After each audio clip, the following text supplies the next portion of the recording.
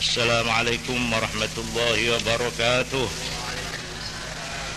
Allahu akbar, Allahu akbar, Allahu akbar, Allahu akbar, Allahu akbar, Allahu akbar, Allahu akbar, Allahu akbar, Allahu akbar kabira, walhamdulillahi katsira, wa subhanallahi bukratan wa asila. La ilaha illallah wallahu akbar. Allahu akbar walillahil hamd.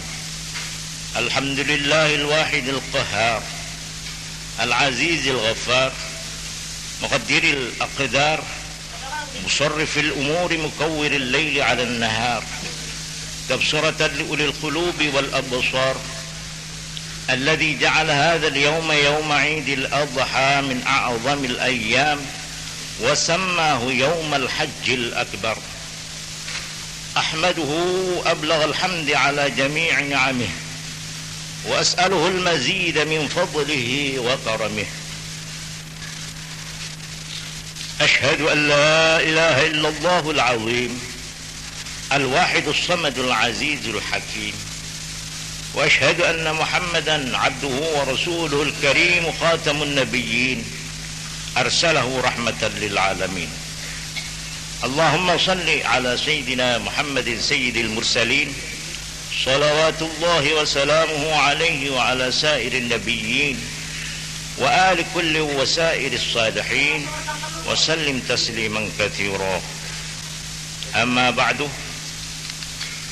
أيها الناس، أوصيكم وإياي بتقوى الله، واعلموا أن عيدنا هذا عيد أكبر، عيد تم فيه الإسلام. قال الله تعالى: أعوذ بالله من الشيطان الرجيم، اليوم أكملت لكم دينكم وأتممت عليكم نعمتي ورضيت لكم الإسلام دينا. Para kaum muslimin dan muslimat yang tengah merayakan, membesarkan nama Allah dengan melakukan sembahyang Idul Adha di Masjid Al-Baitul Amin yang kami hormati. Lebih dahulu saya sendiri harus selalu ingat untuk diri sendiri dan juga untuk menyampaikan kepada segenap kaum muslimin, saudara-saudara dan sahabat-sahabat kaum muslimin, untuk selalu mengikuti garis, selalu mentaati ajaran-ajaran dan tuntunan-tuntunan Allah. Itulah yang dinamakan taqwa Allah. Hari ini adalah hari yang nilainya menurut agama adalah hari besar, yang terbesar, lebih besar dari Idul Fitri. Sekalipun di Indonesia, khususnya di tanah Jawa, umumnya terbalik. Kalau Idul Fitri dirayakan besar-besaran, tetapi sebaliknya Idul Adha kurang. Padahal menurut kedudukannya, nilainya di dalam agama, Idul Adha adalah hari yang terbesar. Sampai di dalam Al-Quranul Karim Allah menamakan hari ini Yaumul Hajjil Akbar, hari haji besar yang terbesar. Takbirnya saja lebih lama daripada takbir Idul Fitri. Mulai hari ini sampai hari Minggu yang akan datang, 4 hari berturut-turut siang malam kita diperintah Allah untuk mengagungkan dan membesarkan namanya, bertakbir, bertahmid, bertamjid. Tetapi Idul Fitri hanya 1 malam, sedikit hari, sampai imam naik ke mimbar, habis itu selesai. Memang kebesaran ini oleh karena pada hari raya Idul Adha inilah bangunan besar, yaitu yang namanya agama Islam, rampung diselesaikan. selesai dibangun selama 22 tahun, 2 bulan, 22 hari, maka sempurnalah bangunan yang disebut agama Islam. Sebagaimana dinyatakan di dalam Al-Quranul Karim, pada hari ini aku telah menyempurnakan untukmu agamamu, dan pada hari ini aku telah menyelesaikan, telah merampungkan, telah melimpah ruahkan kepadamu nikmatku. Tidak ada nikmat sebesar nikmat tuntunan hidup, pedoman hidup yang namanya agama Islam. Wa raditu lakumul Islam madinah. Sekaranglah aku meresmikan bahwa aku sebagai Tuhan, sebagai Allah, sebagai penciptamu, telah meluluskan, telah merelakan untukmu Islam sebagai agama. Karena itu, kalau Idul Fitri yang diantar dengan Ramadan sebagai hari besar, meletakkan batu pertama dari yang namanya bangunan Islam dengan turunnya wahyu yang pertama, maka Idul Adha ini adalah selesainya bangunan besar itu dengan turunnya ayat yang barusan saya baca. Pada hari ini telah selesai kerja besar. Memang hari raya ini disebut hari yang besar, mengagungkan Allah yang maha besar.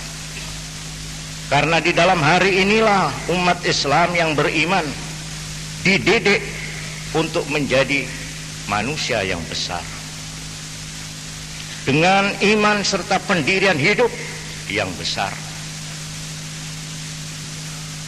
memiliki pribadi besar, memiliki cita-cita besar, dalam lingkungan keluarga besar, persaudaraan besar, solidaritas besar yang dicerminkan di dalam haji yang besar.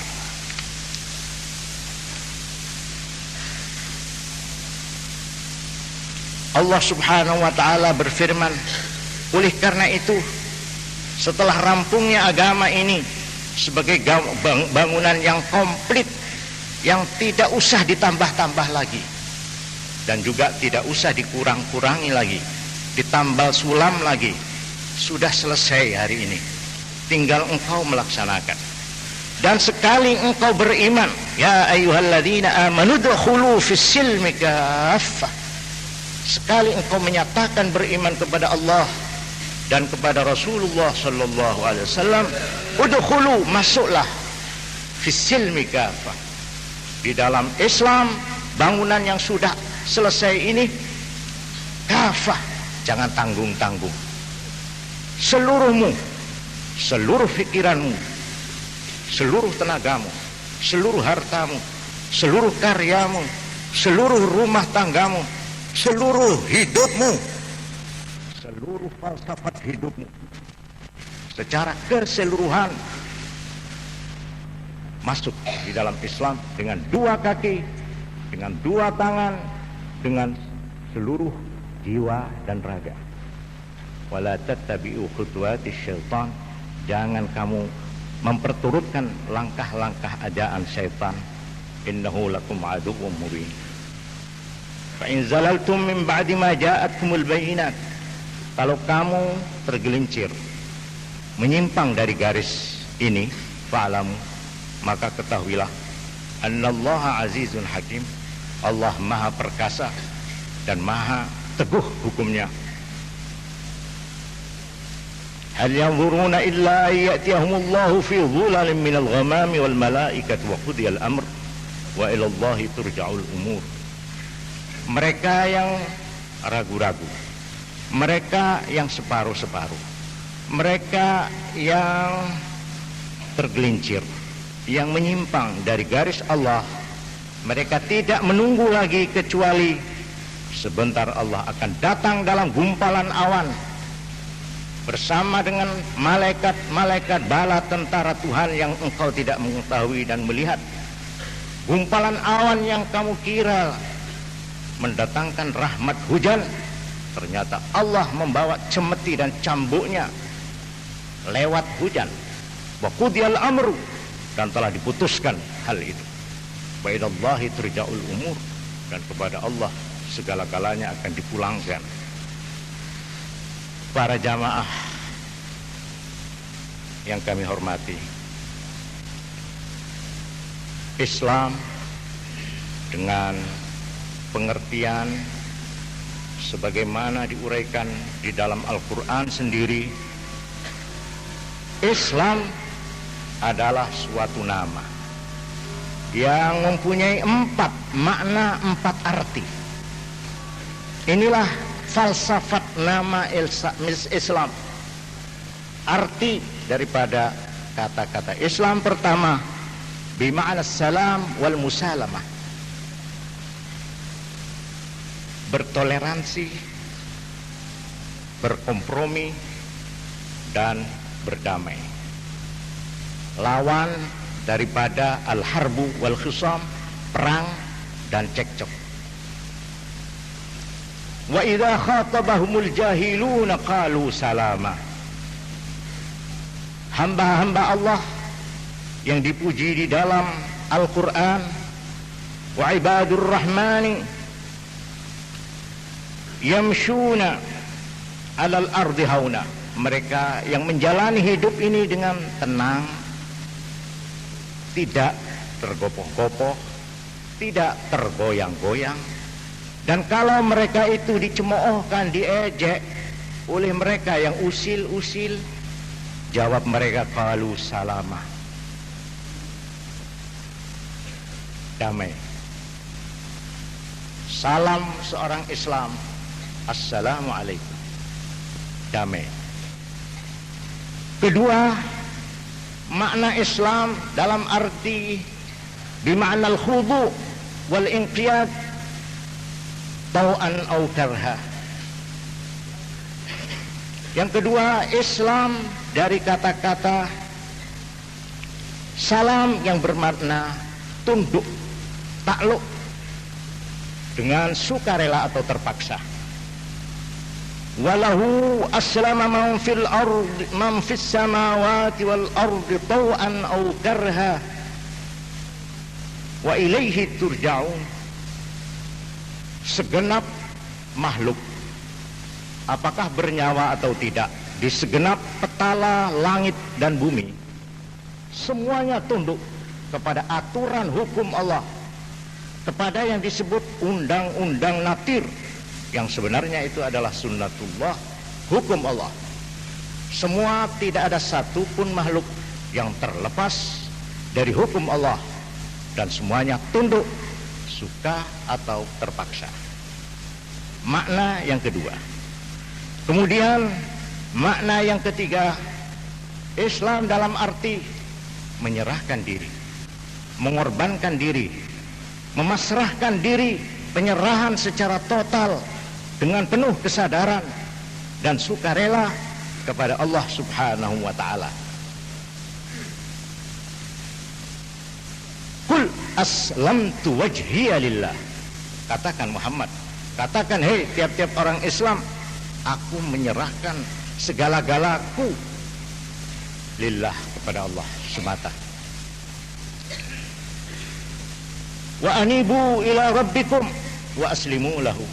Kembalilah kepada Tuhanmu dan pasrahlah, menyerah secara total kepada Allah.